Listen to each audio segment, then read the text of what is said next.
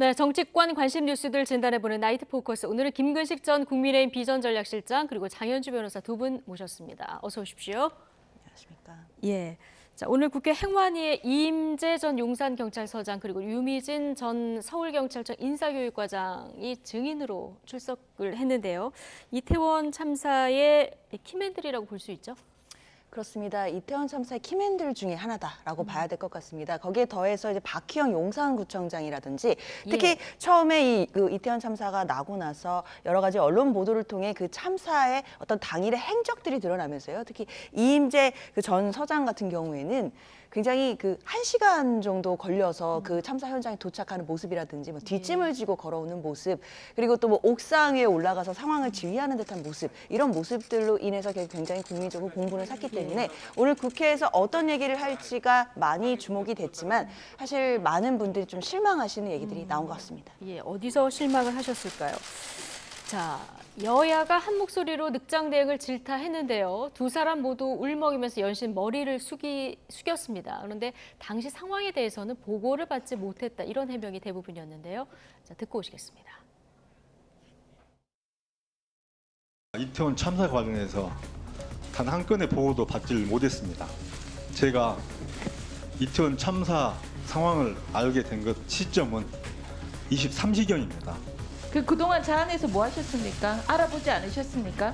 녹사평역에 도착해서 당시 현장 관리하고 있던 112 상황실장에게 지금 상황을 물었더니 지금 사람들이 좀 많고 차가 정체되고 있으나 특별한 상황은 없다고 답변을 들었습니다. 그래서 그 상황실장한테 책임을 떠넘기시는 거네요. 대통령실이 용산으로 이전하면 업무량이 당연히 더 많이 늘었겠습니다.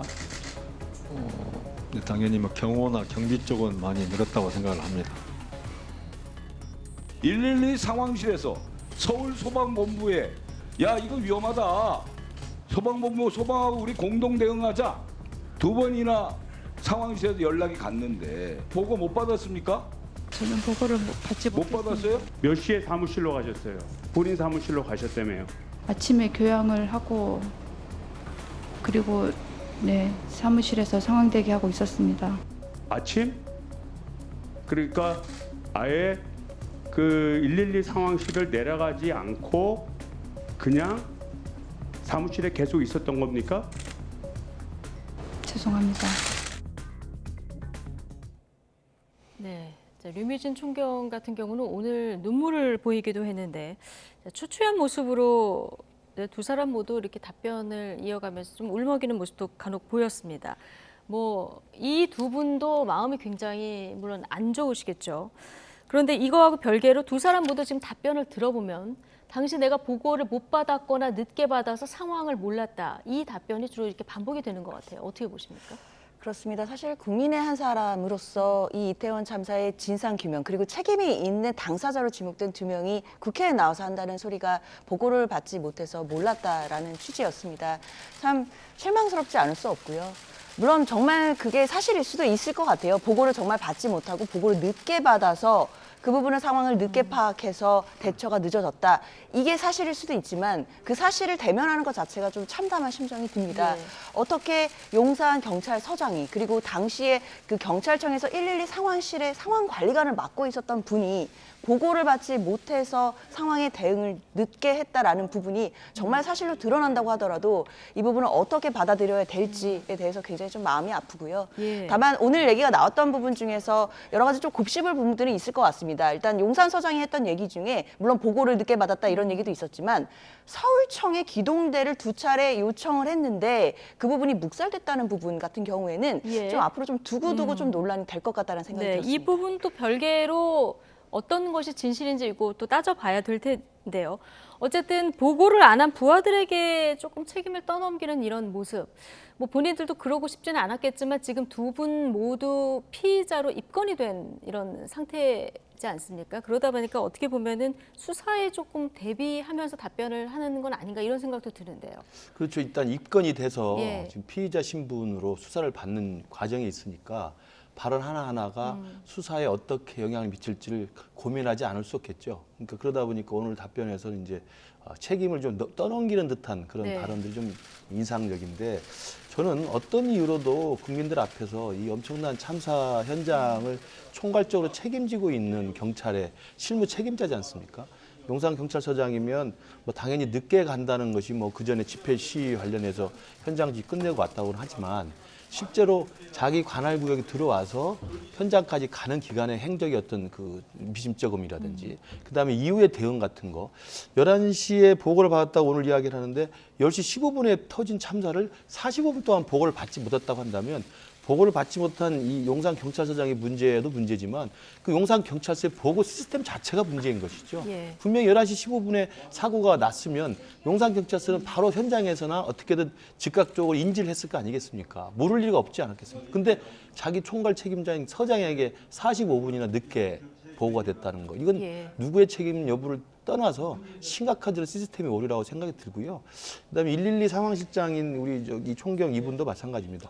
뭐 관례적으로 그 자리에 없었고 사무실에 대기했다라고 이야기합니다만 그 관례라는 말로 이 엄청난 재참사를 미연에 방지할 수 있었음에도 불구하고 그러니까 상황실장으로서 112 상황실 지켰다고 한다면 그래서 몇 차례나 계속 경찰에 8시부터 6시부터 계속 이 참사를 예고하는 듯한 시민들이 전화가 왔지 않았습니까? 그 부분을 조금만 더 눈여겨보고 귀담아 들었다고 한다면 막을 수 있었음에도 불구하고 네. 막지 못했기 때문에 저는 뭐 관례를 아무리 내세운다 하더라도 이 상황실장 이분의 책임도 벗어나기 쉽지 않지 않겠느냐 하는 생각이 예. 듭니다. 여야 모두 이 두 사람의 책임을 따져 묻긴 했는데 방점이 조금 달랐습니다. 네. 그 여당 같은 경우는 일선 경찰의 책임에 포커싱이 돼 있었던 반면에 오늘 야당은 대통령실 이전에 따른 업무량 증가 이 부분 그 질문하시는 분도 있더라고요. 그렇죠. 아까 화면에 나왔습니다만 이제 종로경찰서 담당이 대통령실을 용산으로 옮기는 바람에 용산경찰서 담당으로 예. 사실 옮긴 건 뭐 필연적인 사실이고요. 그러다 보면 당연히 경찰서 관할 인력 중에서 대통령실 경호에 배당될 수밖에 없는 상황이 예. 있는 것이죠.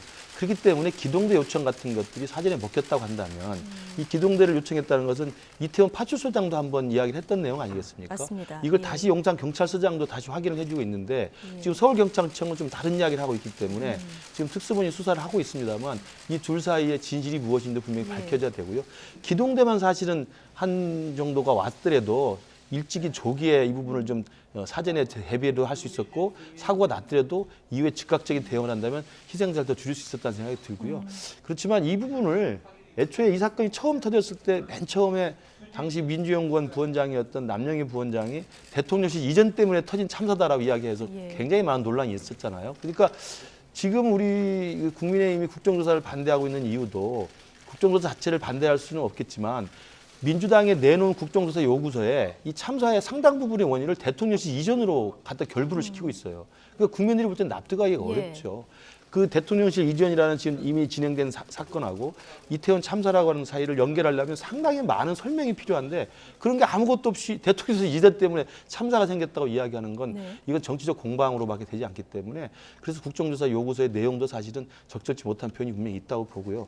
그런 면에서 저는 지금이라도 여당 야당 모두 이태원 참사의 어떤 사후의 대응 문제, 그다음에 우리 국가 시스템으로서 어떤 부분이 부족했는가를 좀 챙겨보는 문제하고 사후에 이 부분이 다시는 재발하지 않도록 할 수 있는 제도적인 대책 이런 것들로 여야가 서로 머리를 맞대서 해야지 정치적 쟁점화해서 상대방을 비난하는 데 쓰는 소재로 사용해서 안 된다고 봅니다. 예. 국정조사에 들어가면 이런 논의가 안 된다고 보십니까? 그럼? 될 수밖에 없죠. 그러니까 그렇게 하는 게 국정조사인데 제가 아까 말씀드린 근데 것처럼 국민의힘에서는 국정조사를 반대하고 있어서 지금 여쭤보는 원칙적으로는 반대하는 게 아닙니다. 예. 지금 시기가 부적절하다는 것이고 민주당이 제출한 요구서가 다분히 그런 내용들이 들어가 있어서 상당히 정치적 활용의 가능성, 악용 가능성이 있다는 걸 우려하고 있기 때문이죠. 그러니까 24일 날 뭐 본회의 처리를 한다고는 합니다만 예. 계속 협상 물밑에서 과정을 거치면서 그런 그 국정조사 요구서의 정확한 목표, 그다음에 어떤 대책 이런 것들에 초점을 맞춰서 제도적으로 여야가 머리를 맞대서 한다는 걸 누가 네. 막겠습니까?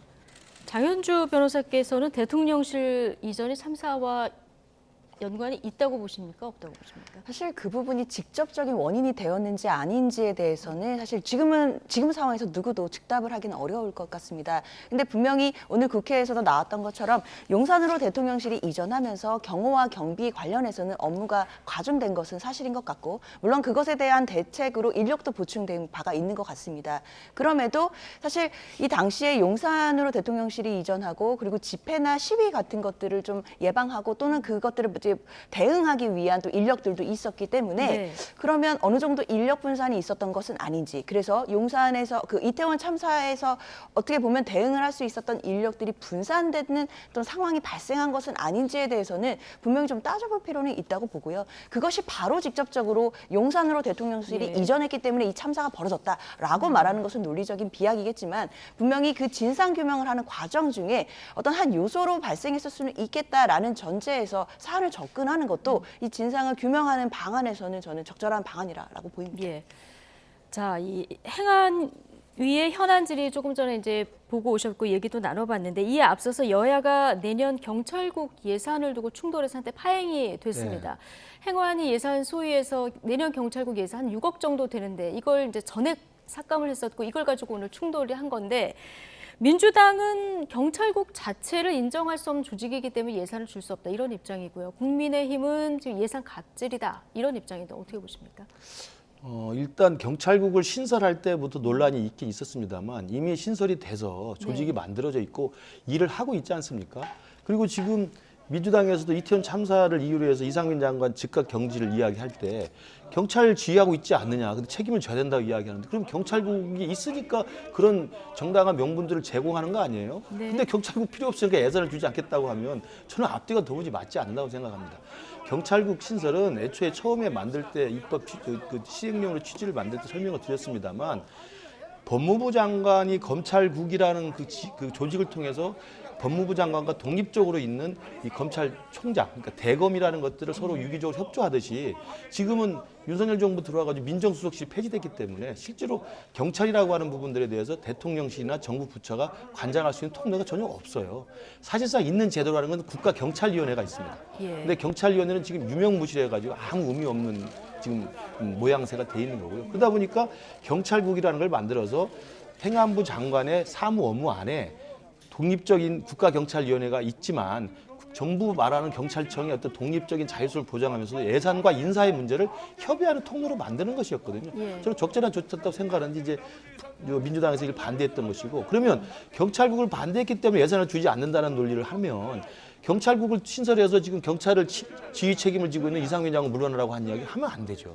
저는 이런 면에서 보면 돕 건 돕고 서로 협조할 건 협조하면서 그 오히려 경찰국을 만들어서 경찰국을 통해서 행안부 장관이 앞으로라도 경찰에 대해서 어떻게 잘 지휘 통제할 것인지를 요구하는 게 저는 순서가 맞다고 생각합니다. 경찰국을 인정하지 않을 거면 이상민 장관의 사퇴도 요구하면 안 된다. 이게 논리적인 모순이다 이렇게 얘기하셨는데 어떻게 보십니까?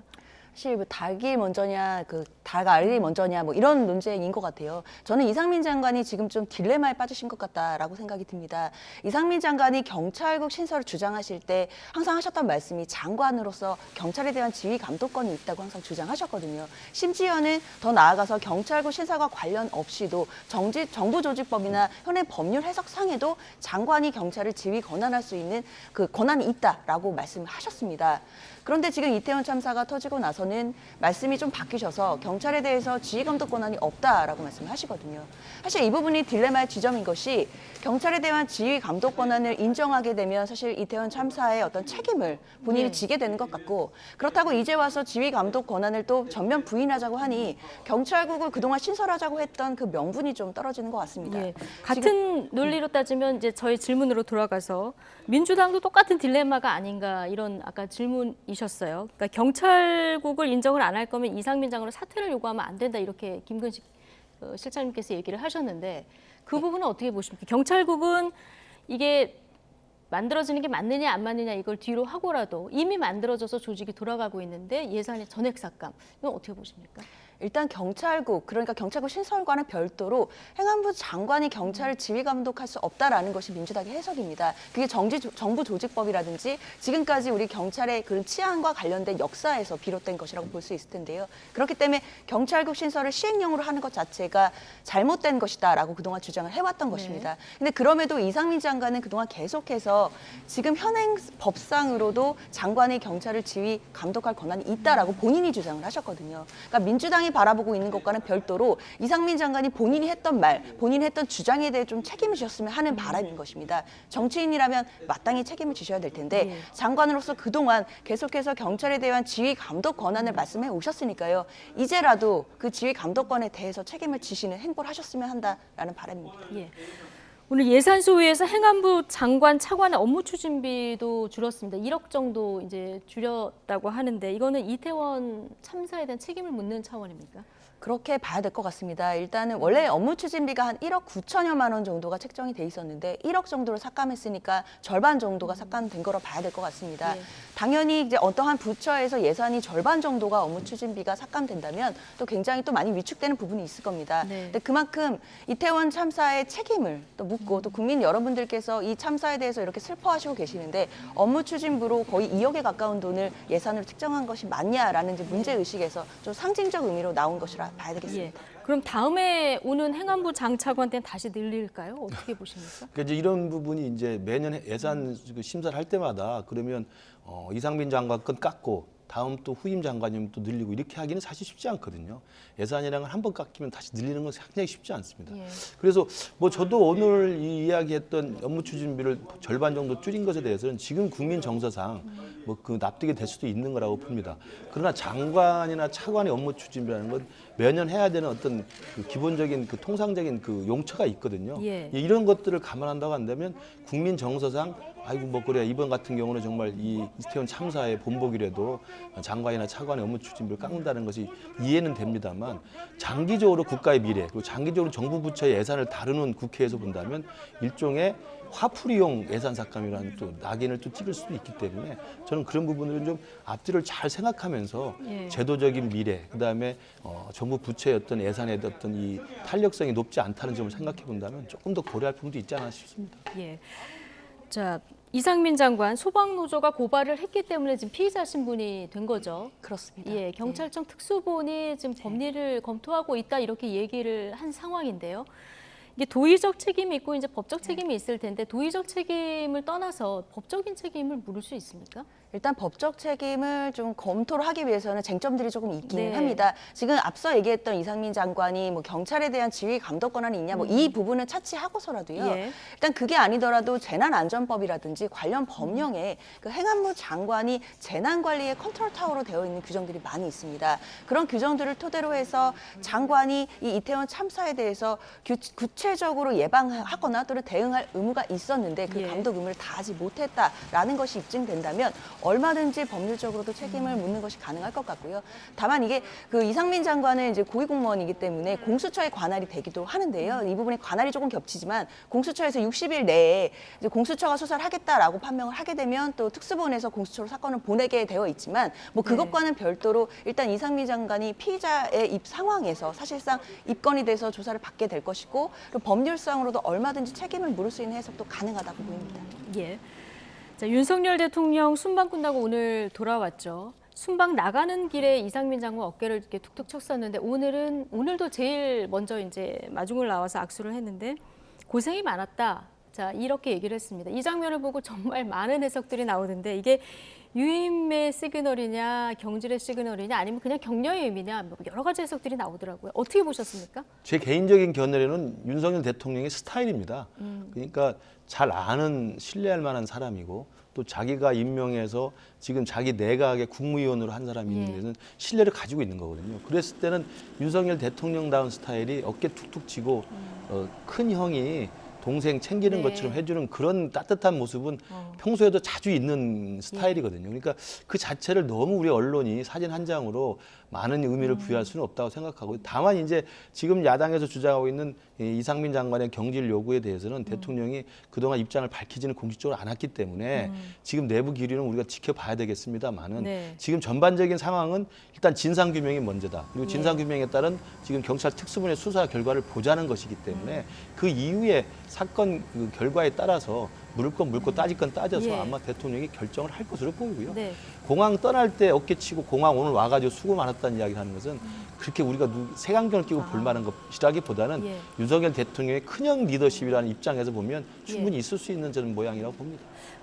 저희 대통령은 별 뜻 없이 큰형 네. 리더십으로 이렇게 어깨도 치고 수고 많았다 이렇게 얘기를 할 수 있는데 이게 국민의힘 의원들한테는 또 큰 뜻으로 돌아갈 수도 있어서요. 그건 뭐 최근에 우리 당내에서 예. 대통령실이나 대통령의 의견이 좀 전달됐다는 보도도 있고 예. 특히나 이제 당내에서 이제 그 이태원 참사 이후에 국민의힘의 대응 방향에 대해서 조금 논란이 좀 있었던 건 사실이지 않습니까? 네. 최근에 뭐 그 두 수석을 뭐 퇴장시킨 문제라든지 아니 이상민 장관에 대한 이야기라든지 국정조사에 대한 입장이라든지 이런 것에 대해서 용산의 온도 차이와 지금 국민의힘의 내부의 온도 차이가 좀 있어서 예. 논란이 좀 있긴 했습니다만 그것은 그것이고요.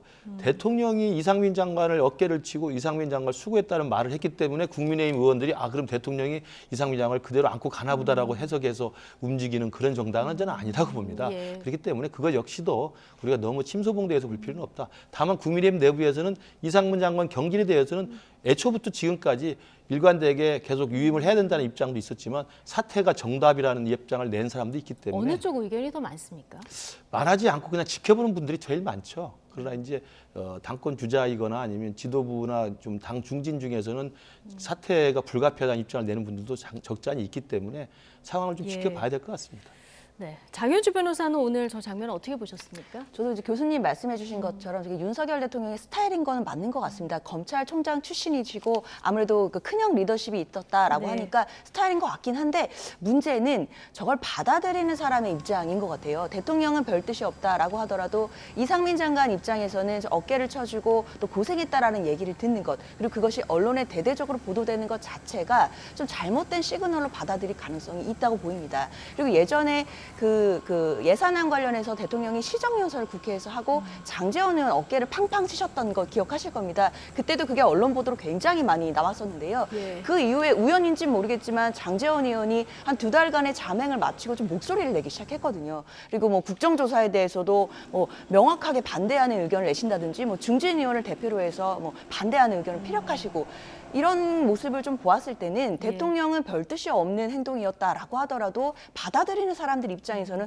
굉장히 또 용기를 얻을 수 있기 때문에 지금 시점에서 이상민 장관이 저 대통령의 저 어깨를 두드려지는 걸 가지고 본인이 계속 있어도 되겠구나라고 잘못 받아들이시면 좀 안 될 것 같습니다. 예. 어쨌든 대통령 판단에 가장 중요한 것은 국민 여론이 어떻게 앞으로 움직여가느냐 이거 아니겠습니까? 아마 이거 지켜보고 뭐 이후에 이제 판단이 또 있지 않을까 싶고요.